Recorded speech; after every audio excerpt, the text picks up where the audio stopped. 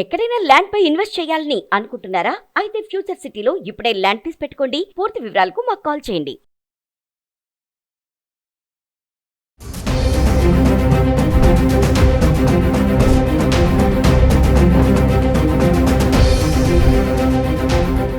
రమ్మ, gold rate రాత్రికి రాత్రే తగ్గుతుంది, సాయంత్రానికే పెరుగుతూ ఉంది.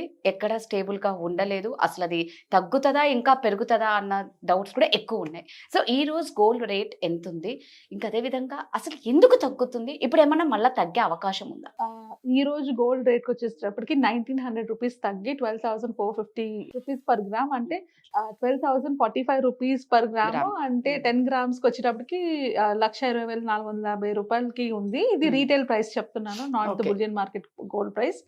సో తగ్గడం అయితే తగ్గుతుంది. అండ్ రోజులోని 2 సార్లు అప్డేట్స్ వస్తున్నాయి. ఇదివరకైతే 1 టైం ఉండేది, ఇప్పుడు morning evening 2 times gold prices లోని ఫ్లక్చుయేషన్స్ అవన్నీ.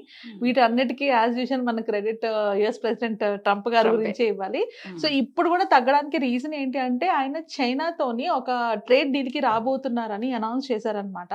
సో దాని ఇంపాక్టే చాలా ఉంది మనకి పడడానికి కారణం. ఎందుకంటే చైనా కూడా వాళ్ళు ట్రంప్ తో మాట్లాడడానికి అగ్రీ చేశారు. సో జిన్పింగ్ అండ్ ట్రంప్ గారు ఇద్దరు కలిపి ఒక ట్రేడ్ డీల్ కి రాబోతున్నారు అన్న ఒక న్యూస్ అయితే చాలా అంటే ట్రంప్ గారు ఆయన స్వయంగానే ట్వీట్ చేశారు దాని గురించి. సో అందుకని ఒక పరంగా మార్కెట్లోని గోల్డ్ ప్రైస్ తగ్గింది. అండ్ సెకండ్ థింగ్ ఏంటి అంటే, మనం ప్రీవియస్ వీడియోలో చెప్పుకున్నాము, ఫెడ్ రేట్స్ తగ్గించబోతున్నాయి. ఫెడరల్ బ్యాంక్ ఆఫ్ అది అమెరికాలోని అవి రేట్లు తగ్గించబోతున్నాయి.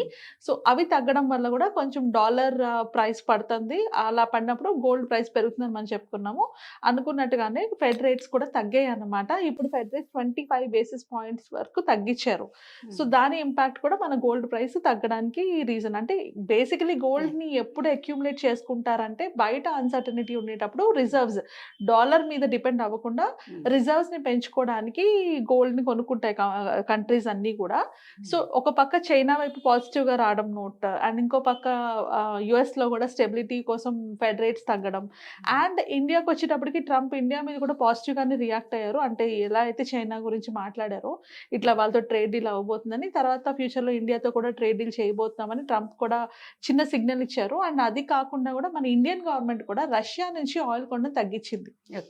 సో ఇండియన్ కంపెనీస్ ఏవైతే ఉన్నాయో రష్యా నుంచి కొంచెం ఆయిల్ కొనడాన్ని తగ్గించడం వల్ల, అండ్ యుఎస్ వైపు కొనడం కూడా పెంచారు. అంటే we are also giving good signals ఇస్తున్నాం, మేము కూడా డీల్ కి రెడీగా ఉన్నామంటూ మనం కూడా సిగ్నల్స్ మంచిగానే ఇస్తున్నాము. లాస్ట్ అక్టోబర్లోనే ఆయిల్స్ డబుల్ తీసుకున్నారనమాట. అంటే రష్యా నుంచి తగ్గించి యుఎస్ నుంచి కొనేదానికి డబుల్ తీసుకున్నారు ఇండియన్ కంపెనీస్. సో దాని ఇంపాక్ట్ కూడా గోల్డ్ ప్రైసెస్ మీద ఉన్నాయి. ఇవన్నీ చూస్తుంటే బేసికలీ గోల్డ్ రేట్ తగ్గుతుందని అనిపిస్తుంది. But at the same time Trump decide చేస్తారంటే, ఇప్పటికీ కూడా ఇటు ఇండియాకి కానీ అటు చైనాకి కానీ కాన్ఫిడెన్స్ లేదు. ఖచ్చితంగా ఈయన ఒక మాట మీద ఉంటారని, అంటే ఈ రోజు ఒకటి చెప్తున్నారు, రేపు ఇంకోటి చెప్తున్నారు కదా. సో ఒక మాట మీద ఉంటారని కాన్ఫిడెన్స్ లేదు కాబట్టి ఇంకా మనం హోల్డ్ చేస్తూనే ఉన్నాం. గోల్డ్ రిజర్వ్స్ ని ఇటు ఆర్బీఐ పర్చేస్ చేస్తుంది, అక్కడ చైనాలో కూడా పర్చేస్ చేస్తూనే ఉన్నారు. సో గోల్డ్ రిజర్వ్స్ అయితే ఎవరు తగ్గించుకోవట్లేదు. సో దానివల్ల ఇలా అంటే తగ్గడం పెరగడం మనం ఇంకొన్ని రోజులు చూస్తూనే ఉంటాం. ఈ ట్రేడ్ డీల్ ఏదో అయ్యే వరకు దాని ఇంపాక్ట్ అయితే ఖచ్చితంగా ఇలాగే ఉంటుంది.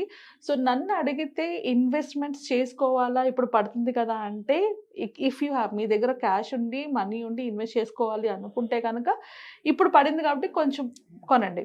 మళ్ళీ నెక్స్ట్ టైం పడేటప్పుడు మళ్ళీ కొంచెం కొనండి. ఇది లాంగ్ టర్మ్ కోసం. ఇప్పుడు పడి ఇప్పుడు అమ్మేసుకోవాలి అంటే మాత్రం దాంట్లో మీకేం ఉండేది ఏమి ఉండదు. సో ఇప్పుడు పడినప్పుడు కొంత, అది కూడా ఎందులో తీసుకోవాలంటే అగైన్ నేను మళ్ళీ చెప్తా, ఈటీఎఫ్స్ కానీ మ్యూచువల్ ఫండ్స్ కానీ వీటిలోనే. ఫిజికల్ గోల్డ్ వద్దు.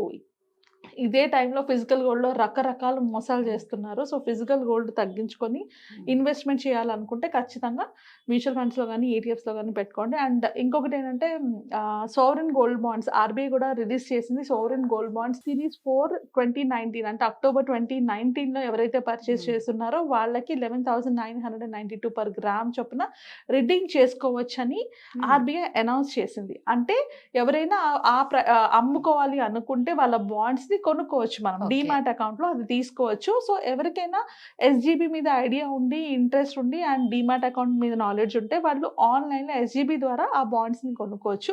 ఇంకొక 3 years లో అవి రిడీమ్ అయిపోతాయి.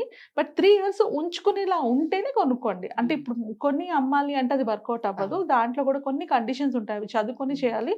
It's not like but interest ఉన్న వాళ్ళు ఆల్రెడీ ఎస్జీబీ మీద ఐడియా ఉన్న వాళ్ళు జస్ట్ లుక్ అట్ ఇట్. అది October 2019 ఇన్వెస్ట్ చేసిన వాటిని గవర్నమెంట్ అయితే రిలీజ్ చేసి రిడెంప్షన్ కి అవకాశం ఇచ్చింది. సో రిడెంప్షన్ కి అవకాశం ఇచ్చిందంటే ఎవరైతే కొనుక్కున్నారో వాళ్ళు అమ్ముకోవచ్చు.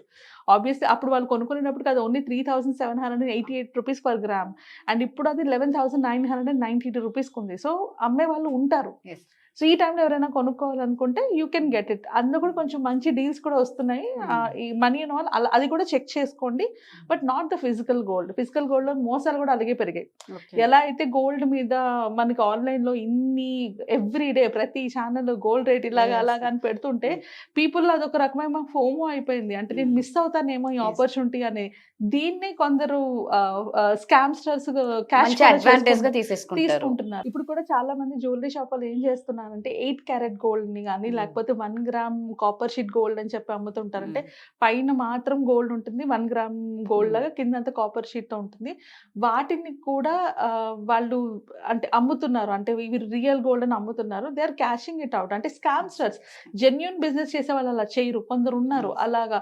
బికాస్ ఇప్పుడు ఈ ట్రెండ్ లోని అందరూ గోల్డ్ కొనుక్కొని నెగబడుతున్నారు కాబట్టి అలా చేసే వాళ్ళు కూడా కొందరు ఉన్నారు. సో జాగ్రత్త. ఇలాంటి టైంలోని ఫ్యామిలీ పరంగా కానీ లేకపోతే ఇంకేమైనా సిచ్యువేషన్ పరంగా మీరు గోల్డ్ కొనుక్కోవాల్సి వస్తే 8 క్యారెట్ గోల్డ్ అయినా 14 క్యారెట్ గోల్డ్ అయినా 22 క్యారెట్ గోల్డ్ అయినా వాటి పైన బిఐఎస్ హాల్ మార్క్ ఉంటుంది.